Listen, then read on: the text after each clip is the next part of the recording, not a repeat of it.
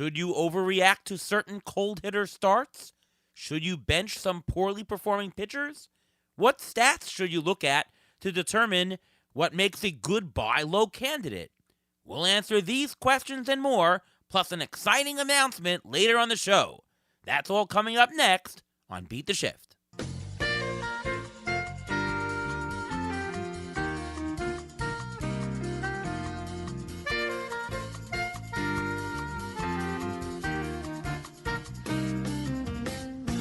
Welcome to another episode of the Beat the Shift podcast.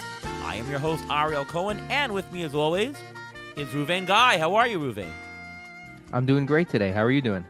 I'm doing fantastic, and nice to get back into it. We had a couple-week break from podcasting, celebrating Passover, a little bit of decompressing from the draft season, but how was your holiday? Holiday was good. It's a good recharge after the whole draft season. And now we can actually see how our teams are stacking up early on. And so far, so good, I would say. Yeah. It's been a nice start to the season. Great to have baseball back. Some teams going well, some teams going very well. One or two teams not doing as well. But hey, that's what fantasy baseball is. And we're going to talk about overreacting and how to deal with some failure and hot streaks and whatnot on this show. It's going to be a fantastic episode. And joining us from FantisticsInsiderBaseball.com is Sky Dombroske. How are you, Sky? I'm doing great, guys. How are you? I'm doing fantastic. I remember after Tout Wars, you went on your podcast and you're like, Ariel Cohen is the funniest guy you've ever met. So thanks for that. I'm actually a lot funnier in person. My podcast presence here is more serious. Try to be smart, but yeah, I'm actually very loose and funny in person. So thanks for that. To thine own self be true, my friend. There you go. So before we start, why don't you just tell us how your Tout Wars experience was, your first time doing it, and live, an auction that is. What'd you think of the whole thing? Well, it was great, really. I really enjoyed the experience. My primary occupation is a ton of hours. So although I've been writing about baseball as a kind of a side gig for over 20 years now, I haven't put a ton of time in it until the last few years. But as my business has matured and my kids have gotten into adulthood, I've tried to put a little more time and effort into this, and it was just really neat to have this opportunity. Really enjoyed it. Obviously, tough room, a lot of super intelligent people. I'm enjoying the early season, and I'm enjoying making the connections with a lot of other like-minded people. Yeah, and we actually faced off in week 1. We had a 10-day week to start. We're in the head-to-head points league. A little bit of back and forth. I did come out on top, but that was a tough outing. It really was a nice way to get your feet wet in it, right? Yeah, and then similar kind of thing last week where defending champ Frank got me by one relief outing. So I completely blame Sandy Alcantara at this point. He is the sole responsibility for both of my losses of the first 2 weeks. Well, we're going to talk about Sandy Alcantara and other cold starts to the year in our overreaction episode. I want to tell the audience we do have an announcement to make later in the show, so stick around for that. Some good news later, so there you go. But in our strategy section, and we're going to do this sort of interwoven. We'll give some strategy and talk players mixed in this episode. But, sometimes you have players that come out of the gate really cold or really hot. The question is, how do you deal with them in fantasy? Both what do you do for your roster? How can you tell if they're legitimately cold and if they're a drop or a bench or whatever it is, or if, hey, they're going to be just fine. So we'll talk a bit about that. And let's start off with some cold hitters in terms of, how do you know, Sky, what to do with someone who has a cold start? How do you know not to overreact and drop them? How do you know when to bench a player? Whether you should trade them away? I'm giving you a lot of questions here, but what are your general thoughts on detecting and what to do with cold hitters? Well, I think that's, those are a lot of questions that sort of come back to one main topic, which is how do we look at early season performance and how much weight do we give it and what do we give weight to? And I think that one of our things, one of my gimmicks actually on the Sirius show that we've been doing for the last 6-7 years is the National Day of Potential Concern. And obviously, like a lot of things, it's designed to get people to listen to particular shows. But basically, what I'm looking at is for 6 weeks, I do my best to ignore the traditional data. ERA, batting average, runs and RBIs. I do my best to not look at that and instead look at the underlying statistics to see is this player hitting as they normally do? Have they made improvements? Has there been some decline?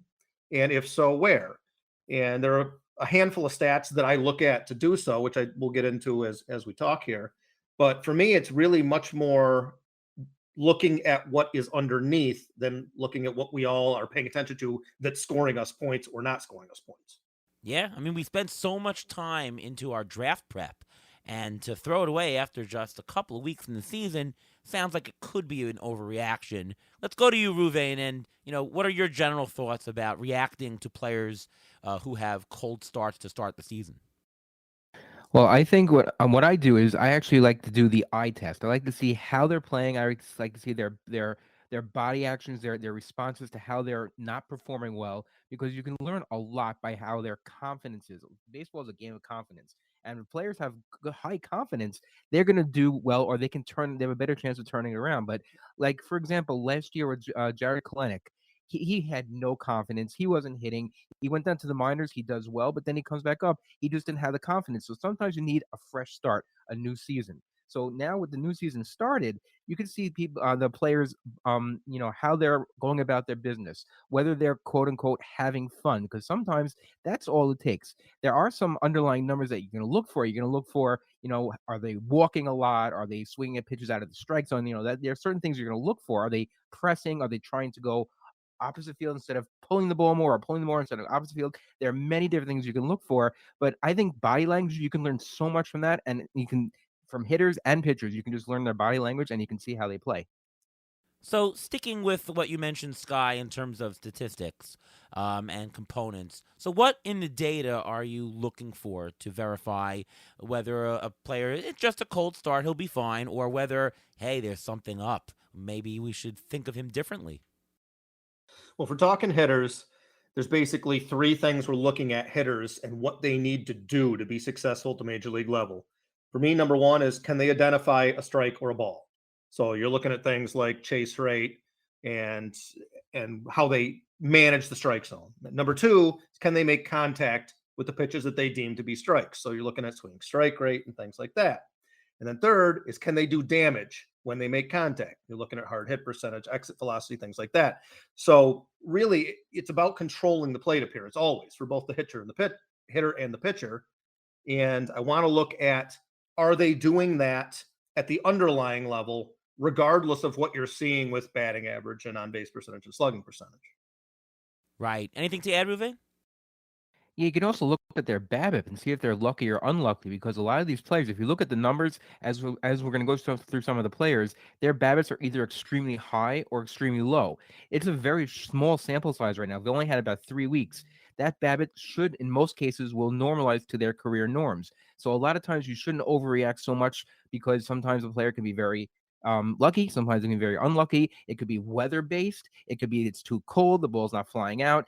But although it does seem like the ball is flying out a little bit more this year than last year, but still, the change in weather when the summer comes, and especially with no shift now, because that also all the new rules, all these players are adapting to the new rules. Especially, I know we're going to talk about Juan Soto. I think he gets affected by the rules. I really think he's one of the players that does, and it just takes time. They've only been doing this for 3 weeks. They have to figure it out a little bit more, get a little bit more comfort, and once they're in their comfort zone, then you'll see, hopefully they'll get back to their norms. Yeah, no, absolutely. You can also look at some matchups and see, have they played better than average competition, especially for pitchers, right? Are they playing worse than average competition? Things like that. So, okay, that's the stats, what we do. But, you've rostered these players, you have them. Are there any players and what's your general rule, Sky, for when is it time to bench players this early on? Maybe drop a player, because obviously you're going to have some pickups, right? And you want to know who to cut to pick them up. You also want to say, okay, this guy hit 100 for the first 3 weeks. maybe I'll bench him. He's only got six games versus some other guy who has 7. Like, what's your general criteria for how you manage your team this early in the season? Well, as you alluded to kind of in the opener there, I think you're doing yourself a disservice if you do 6 to 8 weeks of preparation and go into a draft or go into an auction and you get these players and you have an idea of where they rank in your team's hierarchy and you throw it out the window after 2 or 3 weeks. I think that's a fool's approach to team building. And so what you have is you've got that bottom tier of your roster that you feel going in is maybe a little bit vulnerable to, all right, if I get somebody with a hot start, this is the guy that's probably going to go, unless they're showing massive improvement here in the early going. That's who's the low hanging fruit on my roster. So I think that you kind of make those decisions before they even come about and use kind of the if then analysis and say, all right, well, if X happens, then Y is going to get benched or Y is going to do this. Or typically in the first 2 or 3 weeks of the season, you have injuries. So you can just throw some guys in the DL and work it out that way. Yeah, I mean, if I'm buying a player in one of my first 10 picks, call it like a $14, $15 player or more, I'm going to run with him no matter what, right? If I have somebody who's less than $5 worth, well, then he could be part of the churn. There's going to be roster churn, so, they're more expendable. The general rule that we give on this show is that injuries aside and all things being equal, you can drop a player from your roster if you think that that player will not be picked up by somebody else immediately, right? Is this guy expendable? Well, think. If I cut him, is somebody going to be interested? Is he a waiver wire pickup for somebody else? If he's not, then he's safe to drop. Use your roster spot for a better player or for a different dart, or if that's when you have a very small opportunity cost there.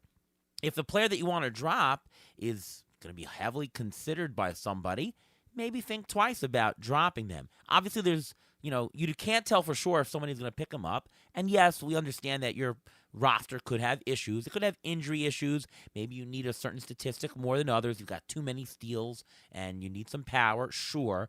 Those things obviously have to be factored in. But the litmus test that I like to do is, how much is that person interested? And I remember, just last week, Ruvain, we were thinking about dropping Jeffrey Springs in the NFBC format. And the information we had to date is that probably out 2 months, but we don't know exactly. And we made the determination that Jeffrey Springs, nobody's picking him up next week, so we can drop him. And that's really what the test was. 2 months for him was enough. Whereas Jose Altuve, who's on our squad also, we're holding him, because if we drop Jose Altuve, somebody's picking him up because he's pretty sure to come back, whereas Springs would not be. Is that your general sense, Ruvain? Yes. Plus, also, the bottom end of your roster, the last 3-4 spots, should be churnable. Those spots are worth maybe $1 or less than $1 in the actual auction. If you're holding on to them because you're thinking, oh, maybe this prospect will come up, that's great. But you're going to have a dead spot if it's or you get negative value from that.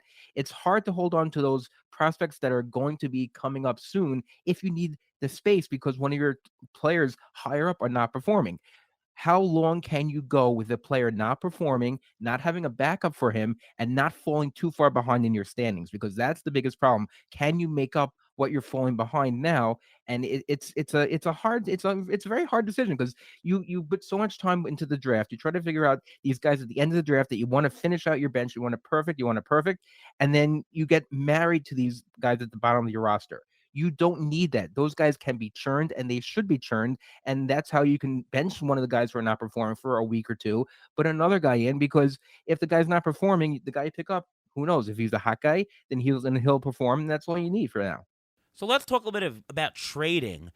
Sky, how do you know when you can trade for a cold player that, perhaps they're actually, not as bad as you think, and maybe a frustrated owner wants to get rid of? How can you identify that? And how can you identify players that maybe have name recognition on your team, are cold, and you think this is a great time to get out? Yeah, I'll take the latter one first because I think that goes to kind of your explanation about when players would be droppable. And if you've made a decision looking at the underlying stats, looking at players' body language, whatever you're taking a look at to make your own determination about likelihood of success going forward. And you say, you know what, I'm not really enamored with this guy anymore, but I think somebody will pick him up. That's the trade candidate. If you don't think somebody's going to pick him up, like in the case of Jeffrey Springs right now, where he may very well be out for the year, then, drop him. It's safer to do that, I think. So as far as trade targets, it's the same thing. When I'm looking at cold players, I'm not just looking at my own roster. I'm looking around the league and seeing, all right, we'll look at Jake McCarthy, just as an example. I look at him right now and I think, you know what? I don't think I'm interested. I'm dropping him if I have him. I'm not trying to go and track him. But I look at somebody else, like some of the traditional cold starters. There's a few first basemen around the league that are very traditionally poor April hitters. And I think, I'm going to be prodding this owner because they're looking at this guy and, he's 36 years old. And, he may not know that his career April ops is 60 points lower than any other month. And why would I not try to take advantage of that? Let's talk a couple of specific players. You mentioned Jake McCarthy. Unfortunately, or maybe it'll be fortunately, hopefully, I have Jake McCarthy on quite a few rosters. He was one of my, I'm not going to say target because I don't really have targets, but he was a key component because I thought his price was good and I thought he would steal a lot of bases, and at least that's what the ATC projections said. Not having a very, very, very good start to the season, to say the least. Question is, what do you do with a guy like that? Now, he's not a player who's been around for a while. He had a very good second half last year. What do you do with a type like that? Let's go to Ruvain first, since I share a bunch of those teams with you. What are we doing with Jake McCarthy? I mean, we spent $15, $18 on him. I guess you just have to ride him a little bit. Do we bench him until he gets straight? I mean, certainly the Diamondbacks are starting to bench him, right? So shouldn't we? I don't think so. I mean, he's high enough to a guy, and he's a guy who can break out and steal a couple bases in a week or 3 or 4 bases in a week. That if he gets hot, I don't want him on my bench when he gets hot. It's like having the John Birdie on your bench. You don't know when he's going to steal those 5 bases suddenly. He can do that, and he did bat third last year, so the Diamondbacks do have some confidence in him. But if you look at some of his underlying numbers, his BABIP is 186, which means he is extremely unlucky right now. His walk rate's the same. His K rate's down. But if you look at the underlying numbers, he's 15% more of the time he's trying to go opposite field than normal. So I'm a little bit not too concerned with him, only because of the fact that he's a young player, and I think the league has corrected for the way he played last year, and I think it's on him now to make the correction back to get to the player that he was. I think it's possible, and especially with that low BABIP, if he gets playing time, he will. I think he still could turn it around. Do you play him? I think you have to, because the options in outfield, if you go on the waiver wire to the back of your bench, they're not that much better. I don't know. I think I'd be more comfortable playing him than having, playing another a deeper outfielder. So I'm gonna probably keep him. Trading him, I would not trade low on him, because if you're going to trade him, you're actually going to lose value. What are you going to get for him? I mean, your offers aren't going to be that great. So I think you're really stuck with playing him a little bit longer. It's not the end of April yet. He still has time. If you still like this, let's say mid-May, then I'd already consider cutting bait and see what else is out there. Yeah, so he's not droppable because of the investment, and he's not tradable because he has no trade value. By the way, you mentioned his BABIP. His strikeout rate is 16%. That is very, very good contact rate. So, and he's a speedster. So you usually see speedsters having BABIPs over 300 even. Seems to me like he's getting unlucky, and you should see him to start getting on base soon. I suspect a hidden injury. I mean, they're sitting him more. Maybe they're resting him. I'm not exactly sure. But, yeah, I'm hopeful that maybe he'll get right a little bit later in the year. The 35 or 40 steals that we originally projected, hoped for, probably not going to happen. If he has 25 stolen bases, I think that's a win for now. What are you doing with Jake McCarthy, and what's your feeling about him, Sky? I'm a little concerned about McCarthy, to be honest, because he looks like he has the potential to turn into one of these you can't steal first guys. He definitely has a ton of speed, and he has improved the contact chops this year. I mean, the chase rate and the swinging strike rate are both heading in the right direction, but he never had much in the way of power. And, the exit velocity is down another couple miles an hour this year, down into the Victor Robles territory, which is kind of the danger zone. I think that at best, McCarthy's going to prove to be a decent singles hitter who can give you a good average, score some runs, and steal some bases. There was definitely hope for more prior to the season, I think. But the second problem, and it's sort of a twofold issue when you're looking at guys that are struggling early in the season. You've got your guys like your stars and your very solid players that their playing time is secure no matter what happens. They go through a bad April, even a bad 6 to 8 weeks. The team's going to keep trotting them out there at least 6 days out of 7. But you get a situation like you have in Arizona where there's a ton of young guys clamoring for playing time. And what's happened the last few weeks is McCarthy's sort of fallen behind Corbin Carroll, Alec Thomas, Lourdes Gurriel, and Pavin Smith now has come back and gotten hot.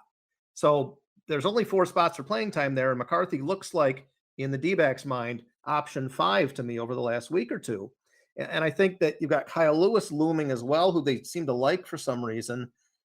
I think McCarthy's a little vulnerable. So I'm on the verge of cutting him, personally. Good analysis, and that doesn't bode well for our fantasy teams, but, that's what it is. Not really, no. No, I don't have him in tout wars against you, but yeah. Well, he's worth much less in tout because of the lack of the steals category itself. Correct. So, well, you actually mentioned Pavin Smith. He's going to steal time a little bit maybe from Christian Walker also, because Christian Walker's been underperforming. You want him for power. His batting average right now, it's 194. He's a career 245 hitter, so it's not that bad. But his BABIP also is 204. His line drive rate is fine. The problem is that will he continue to get the playing time? Because when Pavin Smith came up a couple of years ago, he went on a tear, and if he can continue this, Christian Walker may lose a lot of playing time because that's first base, and there's no one else out there to play first base, so he's mainly those 2 young guys. Oh, I don't think Walker's in danger of losing playing time. I think that he'll get through it. I think that he was overperforming last year when he had 36 homers, but he's a 30-home run guy. I'm much less worried about Christian Walker than McCarthy. Do you agree, Sky? Yeah, I am. And if only because I sort of alluded to this a few minutes ago. Walker is one of those first basemen that is just, for whatever reason, a traditionally very slow starter. We remember what he did at the end of the year last year, 36 home runs, kind of almost a breakout season at age 30. He was hitting 149, 229, 347 last April. Even worse he's hitting this year, I think. And career, he's a 214 hitter in the month of April. It's his lowest ops month by 33. So he's not as bad as one of the other guys that I was talking about that we'll get to. But Walker is a traditionally very slow starter. And I think the D-backs, they have a pretty good analytics department. I think they know this. And I do feel like he's quite a bit less vulnerable to playing time loss than Jake McCarthy. If you go 4 weeks from now and McCarthy is heated up a bit and Walker is still at this level, then I'll be singing a different tune, I think. Yeah, I totally agree. And the Diamondbacks seem like they want to try to make a run. They've had a nice start to the season. They just got rid of Madison Bumgarner, so they're willing to eat that money now because they want to actually compete. I'm sure Brandon Pfaadt is coming up. Good guy to know. So, yeah, I tend to agree. Let's talk more at the top. How about the Padres bunch of Juan Soto, Manny Machado? And, I always bring the statistic last year that Dan Vogelbach of the New York Mets had a better WRC plus than Juan Soto since being traded. Can you? I'll tell you, Dan Vogelbach's WRC plus for the Mets this year is 114. Anybody want to guess what Juan Soto's is? I mean, I know. So Less than that. I'm gonna guess, but I know it's close. 118. 118. Yep. Pretty close. Now, I obviously I would much rather have Juan Soto than Dan Vogelbach. I just find that very, very comical. But Juan Soto, to me, is a guy whose surface stats are bad. But he's barreling the ball at a 16% barrel rate. He's hitting too many ground balls, and the strikeout rate has gone a little bit in the other direction, but it's still a pretty good 21%, and he's walking at a 22% clip, which is, that's bonkers, but that's his norm.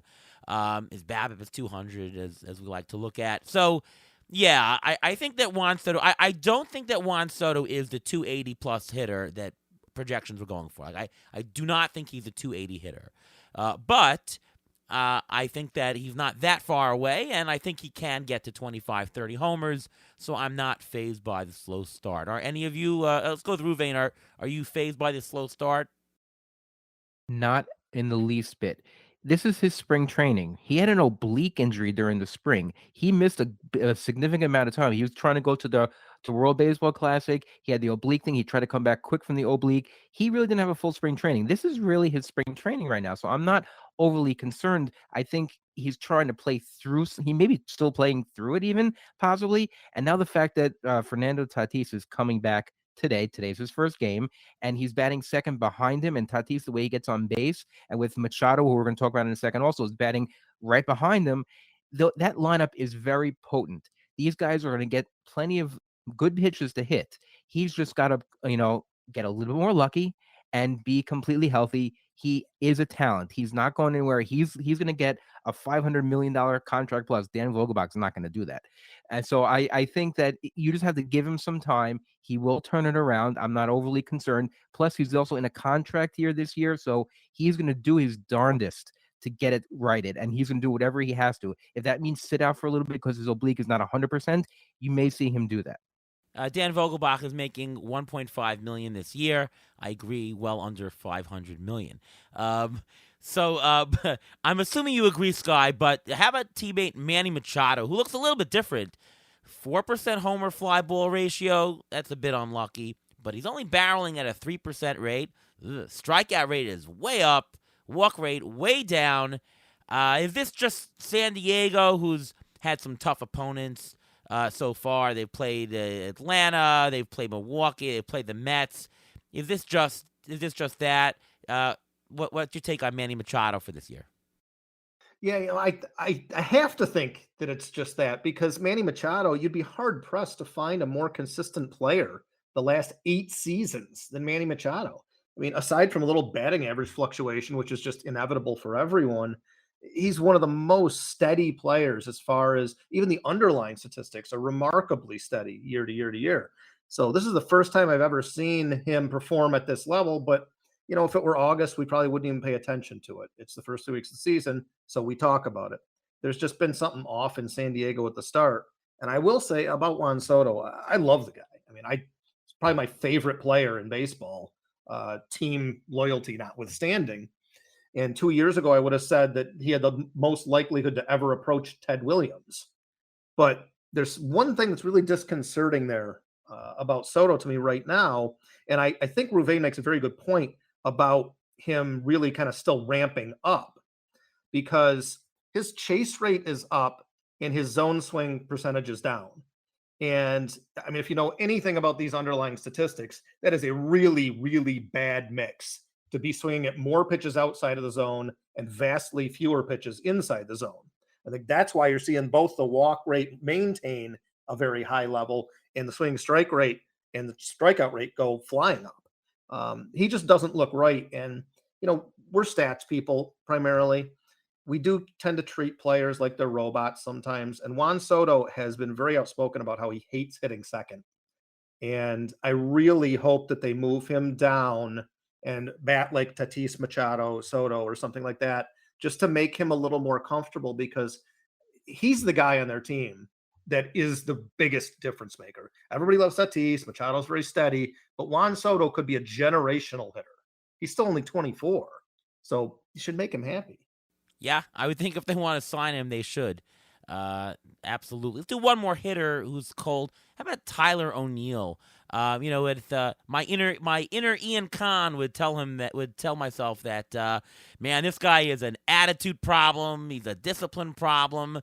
But he's actually hitting okay right now. Last week he's been better. He's brought his average up to 276, although propped up by a 400 BABIP, so that's gonna go down. Homers, well, projections have him at about 20 homers rest of season. He's not on pace for that, but will Tyler O'Neill get right, and will he solve some of his attitude problems? What say you, Sky? Yeah, I think so. I kind of like Tyler O'Neill. I like him a little bit as a buy low candidate right here. If you look at the expected slugging via StatCast, he's 100 points low right now on his 431 slugging versus expected 531. He's made a little bit of improvements in terms of making contact, swinging strike percentages up. The hard hit rate is over 50%. And that 400 BABIP, while crazy, is backed up by a 32% line drive rate to this point. So, it's not as wacky as it might sound. Sure, it's going to regress, but I don't think, you're looking at a 280 BABIP kind of a guy if he's going to continue to hit the ball in that fashion. So I'm not really concerned. I think that we still have a tendency to value Tyler O'Neill on that 2021 season, which, likelihood we're going to look back at it 5 years from now and say, well, that was the career year. But I think he's still a very valuable player, and I think he'll be a big part of that Cardinal outfield. And Scott, you actually mentioned the fact about players starting slow. Last year in April he batted 188, and in May he batted 204. So he is also a slow starter. I'm not concerned he's stealing. My concern is let him stay healthy. Because Yeah. that's my biggest concern. When you draft Tyler O'Neill, you're not really you have an idea of what you're gonna get stats. There's a ceiling, there's a floor for him, but you just want him to play in games. And as long as he stays healthy, I think he can turn it around because he's just a slow starter.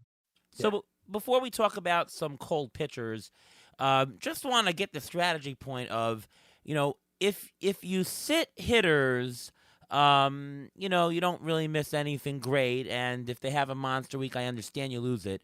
But the downside of playing a cold hitter and you get zeros for the week, sure, you don't get as many counting stats. The batting average doesn't kill you ridiculously. One guy, it's batting average. But when you play a pitcher who bombs or has bad, that has a very detrimental effect. You have a guy who had given up 7 earned runs in 3 innings. Yikes, that can hurt your ERA, and your whip will be hurt as well, I'm sure. Very, very different than playing a cold hitter, playing a cold pitcher. Sky, do you caution yourself a little bit more not to throw some pitchers who are having cold starts to the season on bad outings, or maybe you say, okay, I'll play my SP 1-2-3s, but I'm going to watch a little bit more carefully, even though it's early in the season, because I just don't want to blow up my ERA. Do you treat pitchers differently than hitters? Yeah, I definitely do. I think you make a great point. You even turned Zach Plesac into a verb in our first week with what happened there. So I think please sacked. Exactly.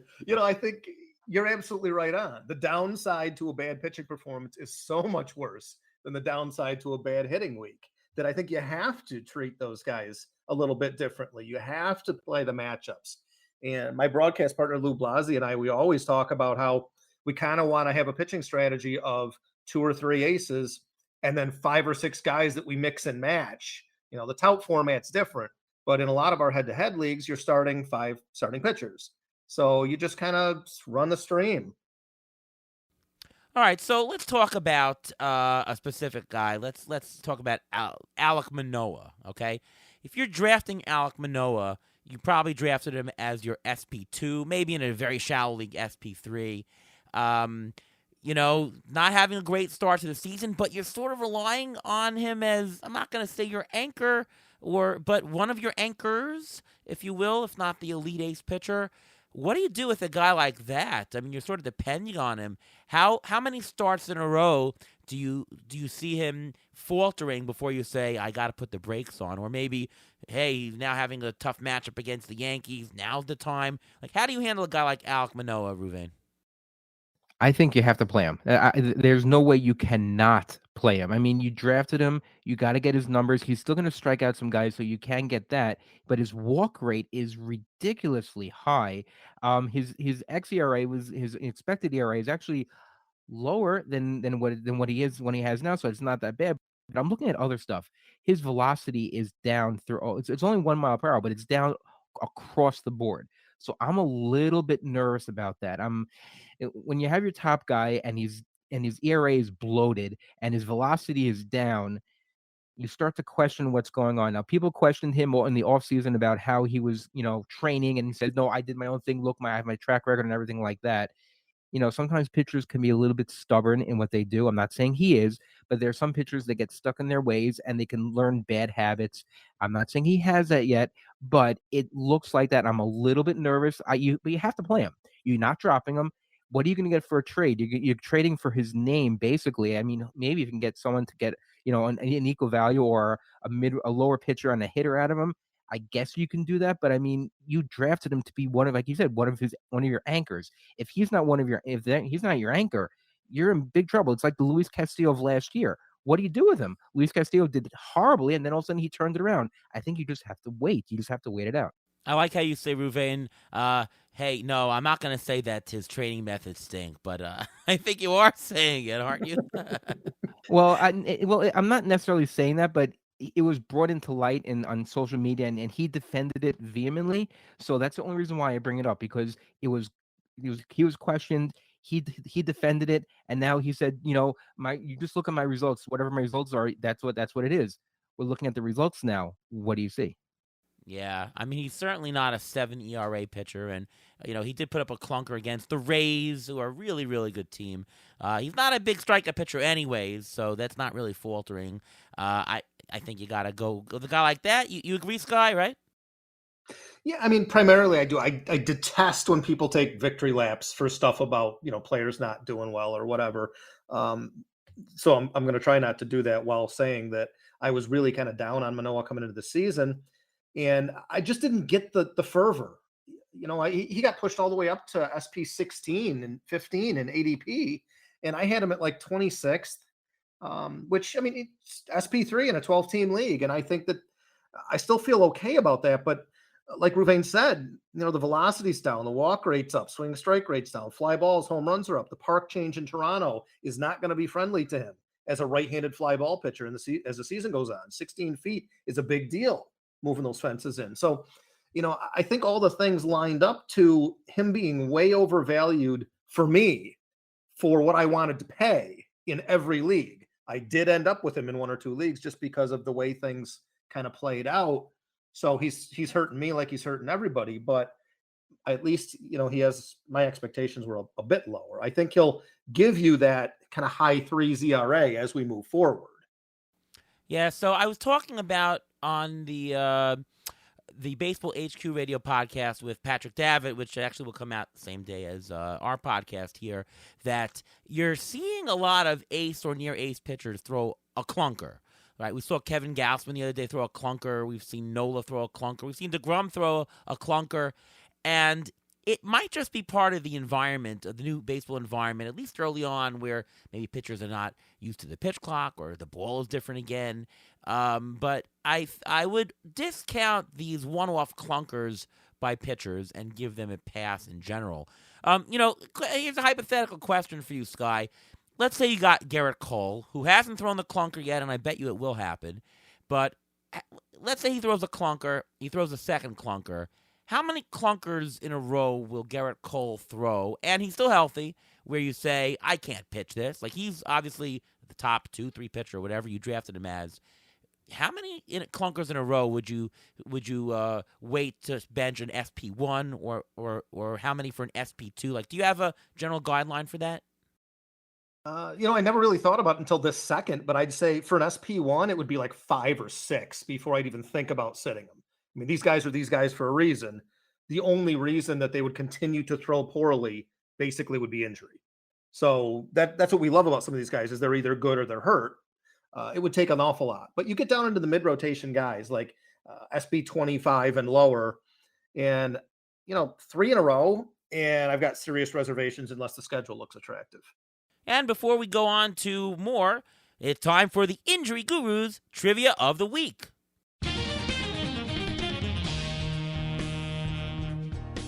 Well, the next underperformer we're going to talk about now happens to be Sandy Alcantara. Now, everyone loves Sandy Alcantara coming to the season. He was drafted very high, and that was because he pitches a lot of innings. So my question is going to be based on that because it is possible that maybe the innings are catching up to him. I don't know. But my trivia question for today is Sandy Alcantara has pitched the most innings over the last 2 years. He's pitched a total of 433 innings. Who are number 2, 3, and 4 on that list of most innings pitched over the last 2 years? All right, go first, Sky. I mean, I would guess Garrett Cole is in the mix. Yes, that is correct. Garrett Cole has thrown 381, and he's actually 4th on the list. I would think Aaron Nola might be on the list. Aaron Nola is number 3 with 385. I'm fresh out, Ariel. You're not leaving me with much though. I'm gonna go for a weird one. Herman Marquez. No. Okay. Think about a team that actually beat up on Alek Manoah in the opening game. St. Louis Cardinals. Adam Wainwright. Wainwright. Wow, 397 innings, that's a second stunner. most over the last 2 years, and he's retiring after this year. So then my question to you, to Sky, is this: Is Sandy Alcantara, are those innings catching up to him? Is something having to do with him having an abnormal spring training because of the World Baseball Classic? What's going on with Sandy Alcantara?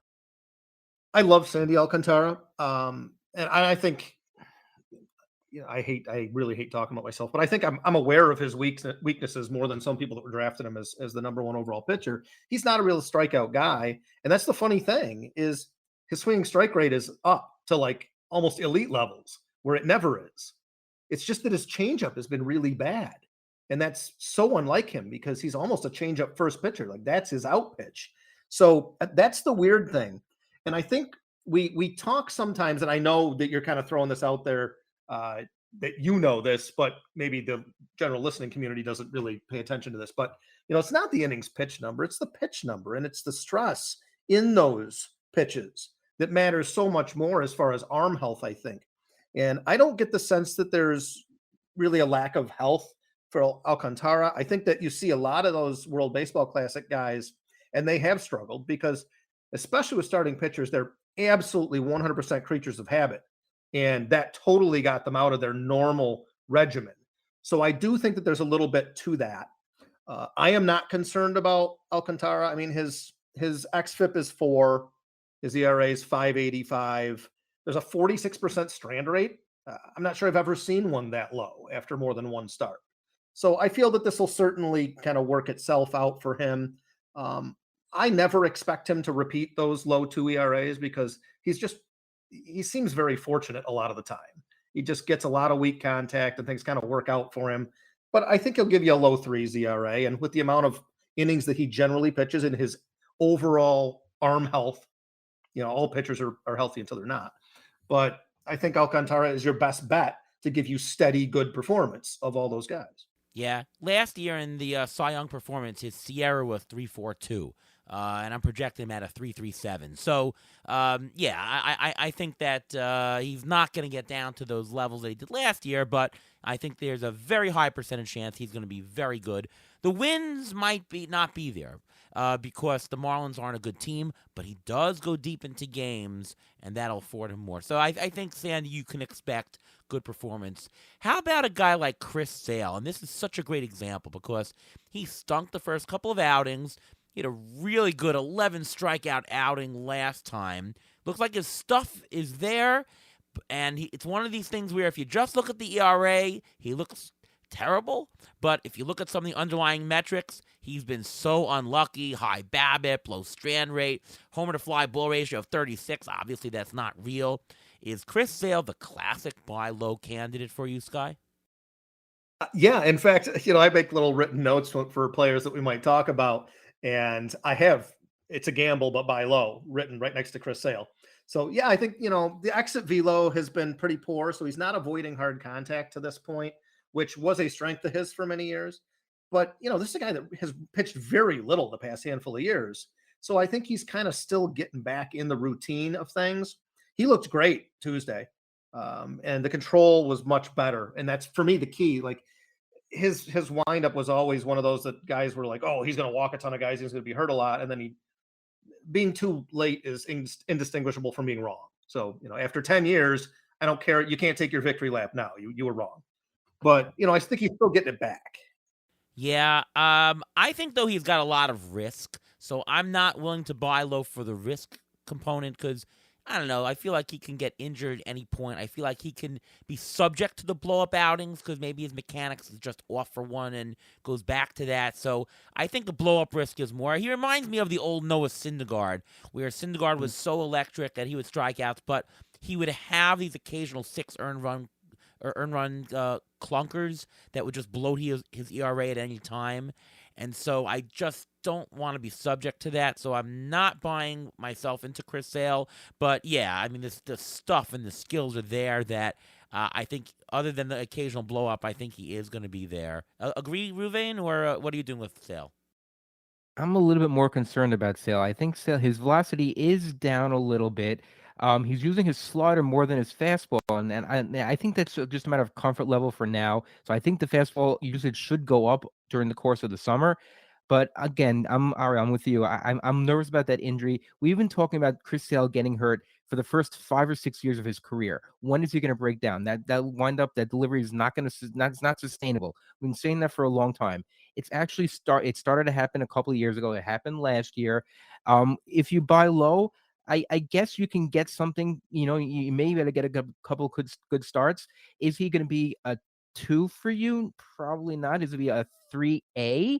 I think he's a three. I think he's a good three. And if if you can buy him for a low level, let's say middle infielder or a corner infielder that you have excess of, then sure, because getting those threes that have the name of Chris Sale that you can have an idea of what you're going to get, as opposed to having to throw out let's say his teammate Corey Kluber, who's killed my ERA in a bunch of leagues. I'd rather have Chris Sale and buy low with him than to throw out one of those guys. So I'm carefully selecting the guys we want to talk about because I want to introduce certain points. And two more guys to talk about. One is Lance Lynn. Velocity down, no command. He is striking out people, so we're talking about a command issue. Sox are not a good team, so wins are fickle. He had a great World Baseball Classic. Is Lance Lynn a trade candidate? Does he have trade value where you can say, hey, who wants Lance Lynn? Is this a kind of guy that you think is tradable? What say you, Sky? Boy, I mean, if he does, your league probably has White Sox fans in it. I I just can't see people really having a ton of demand out there for Lance Lynn, but if they do, I'd be happy to pawn him off on him. I think, like you said, velocity's down, controls poorer, exit velocity, hard hit rate are way up. The barrel percentage is up tremendously. He's missing into the middle. He's missing the strike zone. He's not pitching at all like he wants to pitch. And Lance Lynn was one of those guys, like I thought he was overrated for years. And then last year, in about 2/3 of a season, he finally put up a legitimately really good season. The walk rate down to 1.4, and he started really missing bats. He's just reverted right back to a guy that I'm not super confident in. Yeah, so I mean, he's a bench for me as well, Yeah. but I feel like I don't want to just straight cut him from my roster. I feel like I want to, I don't know, I'll sell him for a bag of balls or something like that. Well, maybe not that low, but I'll sell him for 50 cents on the dollar. Is that a fair assessment? Where I'm happy to take Yeah. 50% of what I paid, and maybe somebody in my league will do that, right? Sure. Yeah, I think so. I Yeah. I don't think so. I'd actually hold on to him. I wouldn't be. Oh, I don't know if okay. I'd be playing him. I wouldn't go based on. I think I base him more on matchup. But look at his BABIP. His BABIP is through the roof. So he's been very unlucky right now, and that defense behind him is not that great. Now, if you look at his And that's situation why with his the White BABIP is Sox, up, by the way. The well, defense that's well stinks. that brings me to my point where he's in the last year of his contract. He's I think he's if the White Sox are not in it, he is going to be traded and he'll be traded to a contender. There are many teams that are contending that need starting pitching, aka the Mets. So a lot of teams need a pitcher like that who has postseason experience, who is reliable as a number 4 starter. You don't need him to be a number 1. You need him to be a number 4 for our team. So if you hold on to him long enough and play the right matchups, he may get traded to a better team with a better defense behind him, and you may have some upside there. Is he going to be the Lance Lynn of last year? Probably not, but you still may get some more. You may get more value out of him than again picking someone off the waiver wire and throwing him out there. So, last pitcher example. This is a good one. Chris Bassett. So, if you look at Chris Bassett, we all know the velocity was down. It's come back a little bit, but this is a tactic thing that I want to talk through.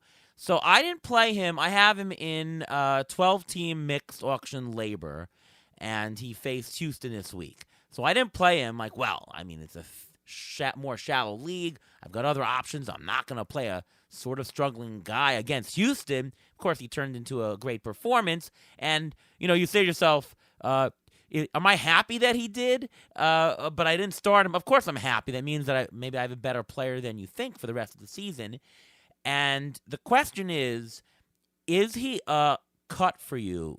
Bassett next week is to start. playing the White Sox in Seattle.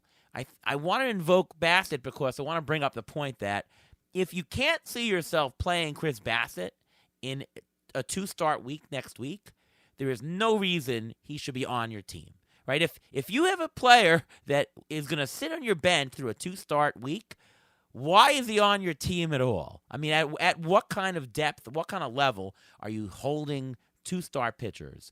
I mean, I guess if they're playing the Yankees in Houston or Atlanta and the Yankees, I guess. But why would you even be right? Like to me, that's the number one principle of these low-level pitchers in any kind of format. So, Sky, what do you think of that rule in general? And B, what do you think of Bassett? Is Bassett someone to hold on to that legitimately is very slow to ramp up? And he's been oh so reliable. He's pitching on a very good Toronto team now. He also goes deep into games, so I expect him to win a lot of games this year. What are you doing with Bassett? Yeah, I mean, you're spot on with that argument. Like, if you're not going to use him now, when would you ever use him? So why would you have him? But as far as Bassett goes in general, I have to be a little down on him this year because he's a guy that's never pitched in a bad home park before.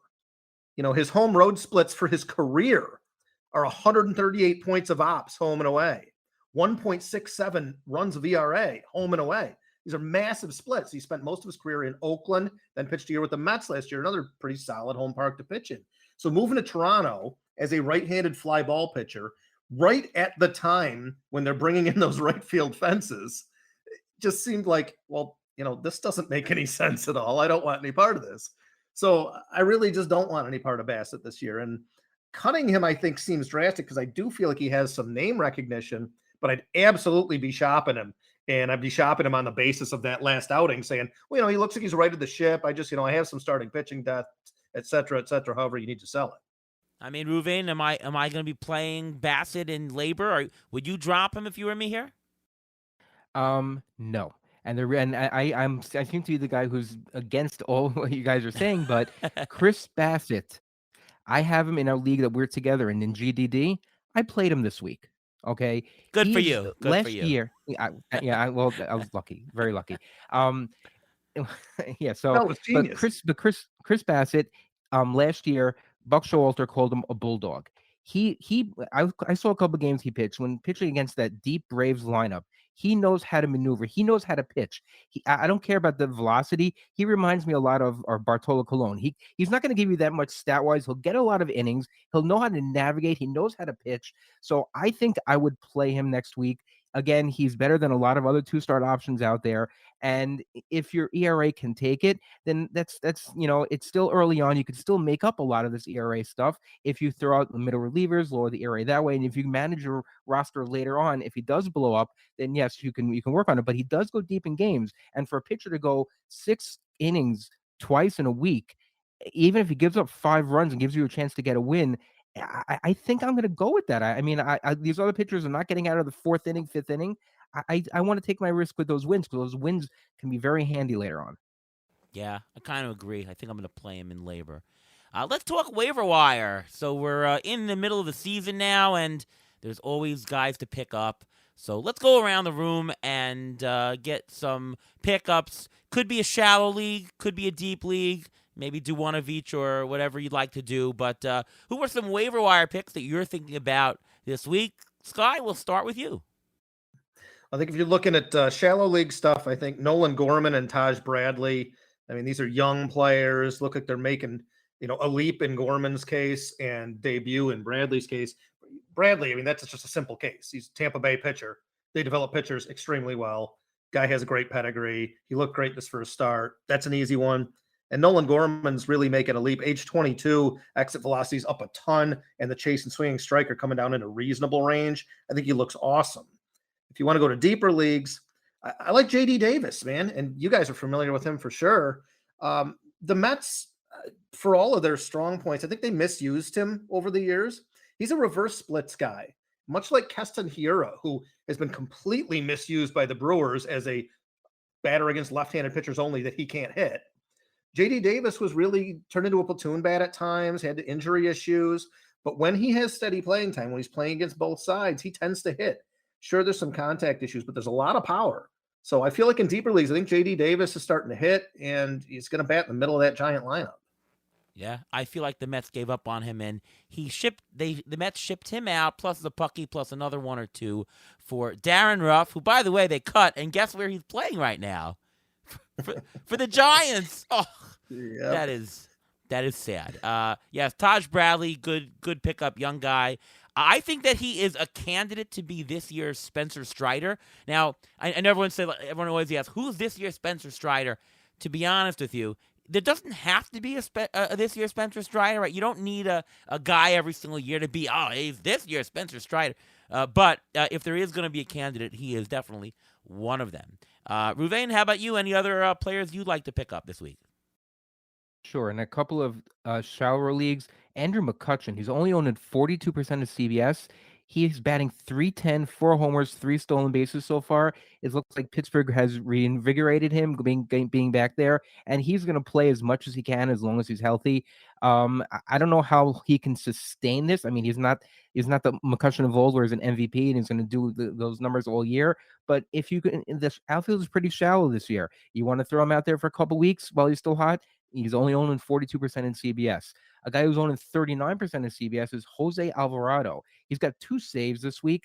I don't know if they're going to use him as closer every time because he is a lefty and he has issues a lot of times of being wild. And there are a lot of other closer options out there. But if you can get him and have him in your lineup, and if you don't want to throw that 2-star pitcher, if you're nervous about throwing out that Chris Bassett, throwing out a Jose Alvarado is not a bad option because he will pitch late in games and with a good chance to get some wins and even some saves.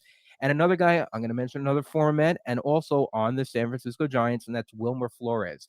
He's only owned in 17% of CBS leagues, but he is the epitome of backup and epitome of bench player in fantasy. He's eligible at first, second, and third. He's batting 320 on the year, 2 homers. He's playing almost every day. I think he's a great guy to have on the bench. I know in deeper leagues, I drafted him or tried to draft him in so many leagues just because of that eligibility. You get an injury, you just plug him in there. You had Altuve at second, you plug him at second. You have a problem with third, you plug him in third. He goes everywhere. He's not going to hurt you because the Giants know how to use their platoons correctly, and they'll put him in the right situation to perform well. Look at his batting average. He's always done well at batting average. Homers, you're not going to get that much. Stolen bases, forget about it. He's one of the slowest players in baseball, but still, you can get some solid playing time out of a guy who's only owned 17% of leagues in CBS. Yeah, Alvarado is definitely been the best pitcher in the Phillies bullpen, and he's gonna have at least some percentage of the save share this year, maybe even 40%. Definitely worth the gamble on. And Andrew McCutchen, I think if this is his last year, because we've seen Albert Pujols in his last year just do wonders. We saw Buster Posey in his last year do wonders. I think this is I'm here. I'm signing with Pittsburgh back again just like Pujols did. I'm gonna make one run. He's one of these stars. He's not Hall of Fame type, but he's in his mind that I'm gonna go out with a bang. Pittsburgh actually is a much better team than you think this year. So I really buy it. McCutchen should be universally owned in every single league now. And I'll add a couple of waiver wire guys. Jake Berger. Let's see. 5th in the American League in homers. He has 1 less homer than Aaron Judge, so he's got 5 homers. That's pretty good. 35% barrel rate, 12% walk rate. That sounds good. He's lowered his strikeout rate in each season. He's now under 30%, so he's gotten out of crappy territory. He's batting .276, and that's actually with an unlucky 200 BABIP. Let's see what else. He's batting 4th or 5th in the lineup every single day. And he's only 14% owned on CBS. This is an instant pickup, folks, and definitely in the short term. Jake Berger is a no-brainer here. How about Brandon Marsh? What kind of players are good in Roto? How about power speed? Well, that's Brandon Marsh. Now, he's not going to be a 2020 player. Obviously, those guys are already taken earlier in the draft. But 10-10, maybe even 15-15, for sure. And the only thing I don't like about him is his strikeout rate. But he does get on base nicely. He walks a lot. He barrels the ball. And he's batting 5th in the lineup. By the way, his runs and RBI totals are going to be way higher than whatever was projected by projections. He's on pace right now for 95 runs, 95 RBIs. So you're getting 2 good categories right there. Plus you're getting a nice amount in the homers and stolen bases. Definitely a great filler on the waiver wire. Go for it. And Just want to throw out there Brian Abreu on Houston. I always, this early in the season, look for who's a good middle reliever that's got that great strikeout rate, that's got that low whip, and who's absolutely free because he's not doing anything with an outside chance for a saves, and that's Brian Abreu. .87 ERA, .97 whip, 41% strikeout rate. He does need to walk a fewer batters, but he's not doing anything worse than he's already been done in his career, and his velo is now up to 97.5, which is 5 miles an hour up from just 2 or 3 years ago. That's closer stuff in my mind. Brian Abreu is very interesting to me. He's this year's Michael King, if you want, if you will. So take a look at him. Sky, any comments on our waiver wire picks? Yeah, I love him, actually. Abreu in particular, because Ryan Presley has looked horrible. And the Astros are not in the habit of punting a bunch of games at the back of their bullpen.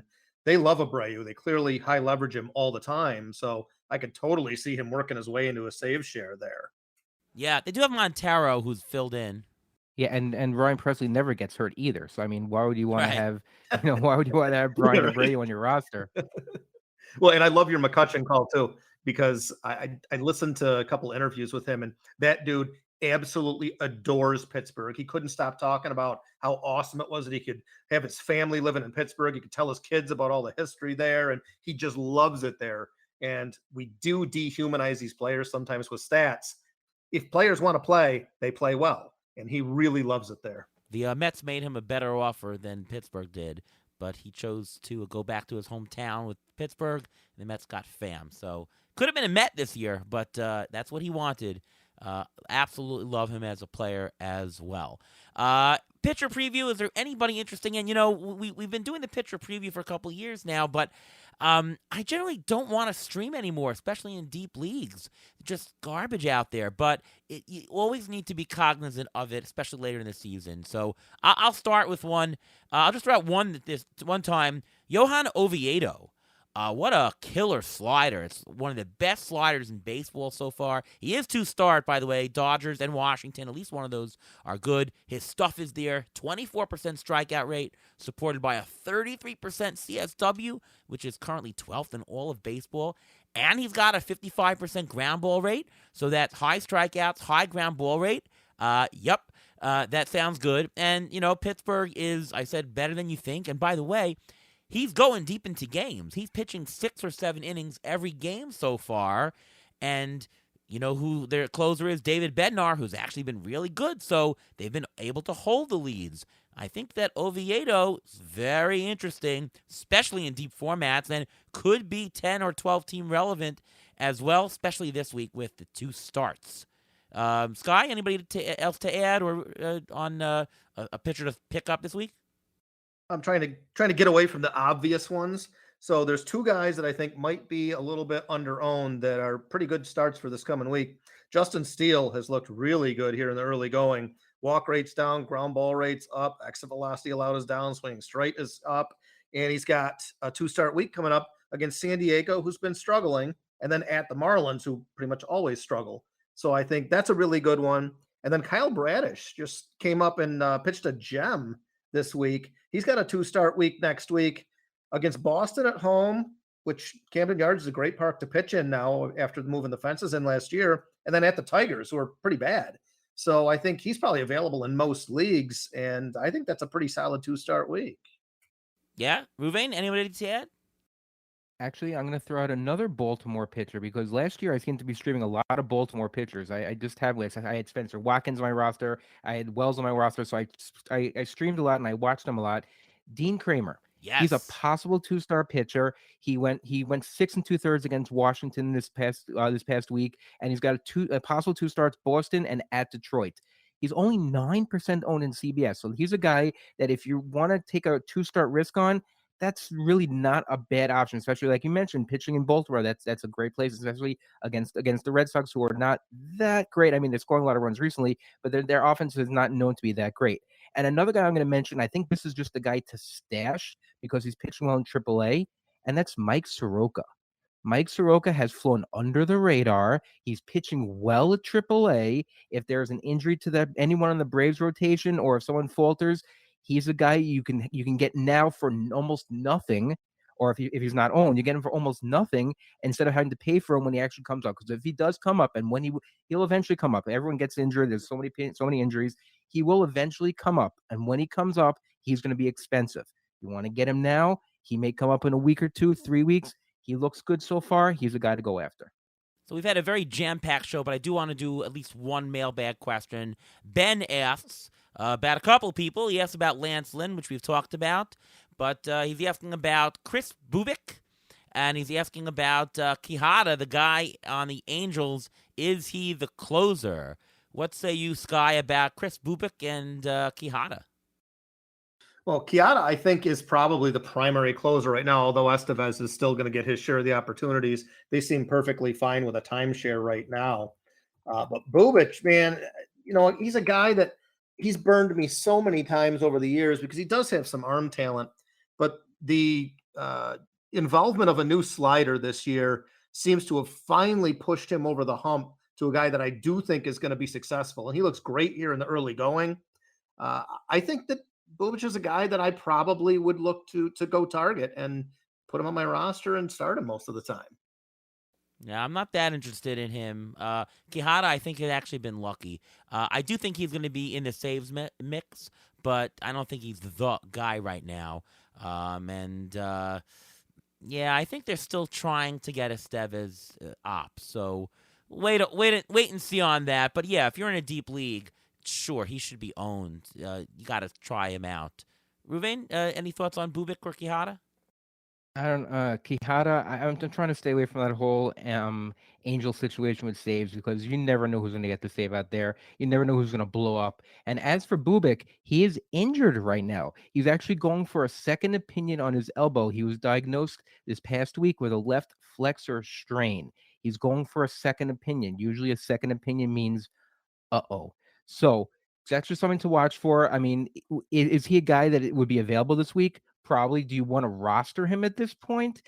I don't know. A guy with an injury, with an injured elbow, a lefty pitcher, a young pitcher who's going for a second opinion. Although most players do go for second opinions. You have to go for a second opinion. Their arms are worth money, literally. So they have to go for a second opinion. So it's not necessarily bad. But when you hear a guy go for a second opinion on an elbow, that's not a good thing. So I do have an announcement to make, but first, let's get the injury update from Ruvain. We've got 3 weeks worth of injuries. Why don't you go for it? Oh my gosh, where do I start? Okay, let's start with Giancarlo Stanton. He is on the IL with a hamstring issue. He's looking at a 6-week absence. He's got a grade 2 strain. For Stanton, 6 weeks may turn into 2 months. You never know with him. He's a guy that you can't drop if you have no IL league, it's hard to drop him. But it's very, you knew what you're getting when you drafted him, so he's out for 6 weeks. Will Smith, he's still under concussion protocol. He's still, according to Dave Roberts, days away from being activated. So there's a question as to who's going to play. And he's a guy also you just can't drop. Miguel Rojas, I'm going to stick with the Dodgers a little bit. He went on the IL also with an injury, with a hamstring injury. With Gavin Lux out, they said maybe Mookie Betts will start playing shortstop. Interesting. Jose Siri is supposed to start rehab assignment this weekend, and hopefully he'll be back probably next week. Garrett Mitchell was scheduled for an MRI actually today for his left shoulder. I don't know the results of that yet, but he had multiple left shoulder subluxations in the game last week. So this week. So he's a guy, he may be out for a little bit of time. A guy you may want to think about is Tyron Taylor. He's actually on a rehab assignment and he may get called up soon. So he's not owned in a lot of leagues. He's a good, fifth, sixth outfielder. So if you want to take a look at that, you can. Brandon Woodruff, he was diagnosed with a subscapular strain. Oh boy, he may be out for a while, so I'm a little bit concerned about that. And quickly with a couple of relievers, Daniel Hudson was placed on the 60-day IL. Don't expect anything from him at least June, July. Rafael Iglesias, there's still no timetable for him to come back. He just had one bullpen session so far, so he's still got some time to go. Trevor May was placed on the IL with anxiety-related issues. Who's the closer there? I don't know because Danny Jimenez also went on the IL. So that's another situation I've been staying away from the A's. I don't know how many games they're even going to win. And Andres Munoz actually started throwing off a mound this week at 80%. That's actually pretty good. So there's a good chance he may need 1 or 2 rehab games, but he should be back in the next couple of weeks. Thanks for the great update. Wow, just so many things. Ruben, have you noticed that the injuries are just either more severe or more for this year? I haven't looked at the hard numbers, but it definitely is up, right? If it's up only a little bit. And again, I think it has to do with the World Baseball Classic. The teams Really? didn't have a true yes, the teams didn't have a true full spring training. The players who would normally get the reps, other players got the reps. Something feels a little bit off. It may be the tackiness of the for pitchers, maybe the tackiness of the ball, because you saw what happened to Max Scherzer. He even got suspended for 10 days. He was appealing it, but there's something different with the balls this year. And I think the fact that the pitchers are getting injuries a lot quicker this year. Usually it doesn't happen this right away, but the pitchers are getting hurt a lot more. The relievers are getting hurt a lot more. I think there's something going on there. I think there may have been something with the World Baseball Classic again, because it wasn't a complete spring; it was a broken spring. That may be. I mean, a pitcher we didn't mention is Miles Michaelis. He's not performing well. He pitched during the World Baseball Classic, so there's some question marks with that. It's very hard to tell, but I think the numbers are up a little bit for this year. So we have a major announcement. Here it is. ATC projections, which we've never done rest of season, is now up on Fangraphs. Oh boy. So you can now see during the season, and this will update nightly, what ATC would say is the projection for each player. Only caveat, though, is that the playing time is not going to be managed by me. The playing time is actually going to be fed by the Fangraphs depth charts run by Jason Martinez at Roster Resource. And so the system that you will see on there is called ATC DC, which is all the ATC rates, meaning homer per at bat and strikeout per inning pitched. But the rates are ATC, and playing time is per Fangraphs. A lot of discussion as to why, but as you know, ATC is more of a, there's some manual work into it. It's hard for me to do this on a nightly basis, and we wanted the users to really get the right playing time scaled correctly, and it does it automatically overnight. So we're going with that for this year, and so you can see it. It's in the auction calculator as well. So you can see what ATC says in terms of dollars, what they're worth the rest of the season. It's on the player pages. You can compare them to other projections. You can download the whole set of projections if you're a member of Fangraphs. And also, you can see ATC projected playoff odds and projected standings. See what percentage chance your favorite team has of making the playoffs, all powered by the ATC projections. Major stuff over at Fangraphs. Very happy. It's been a couple years coming. Finally up there. So very, very, very excited. Are you guys as excited as I am? Yes, of course. Absolutely. We like to see how these projections work out, because we want to see if we should be using ATC next year and the year after. Yes. Well, so far it's been a good bet. The preseason projections, and although it's not because obviously the playing time is a major component, so I'm not going to say the accuracy is going to be as much as it is preseason, but it's still going to be fantastic as per my tests of prior years. So go for it. You won't be disappointed. All right.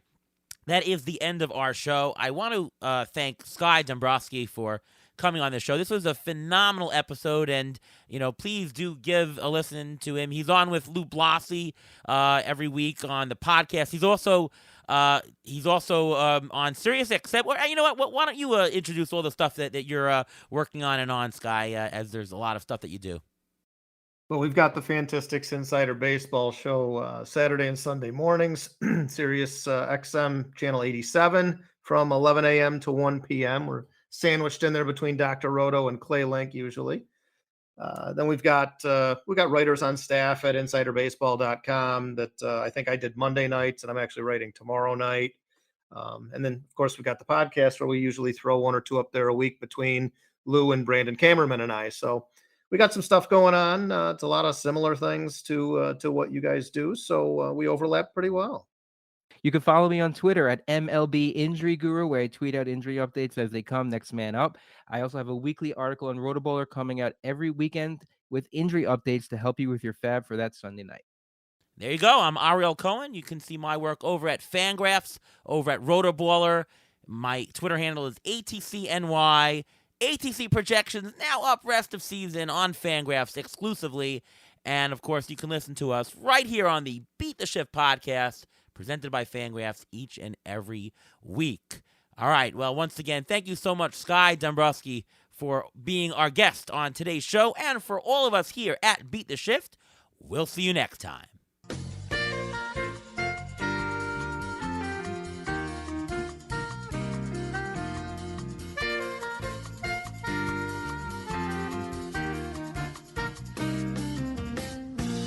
Thanks for listening to the Beat the Shift podcast presented by Fangraphs. Follow us on Twitter at beat_shift_pod.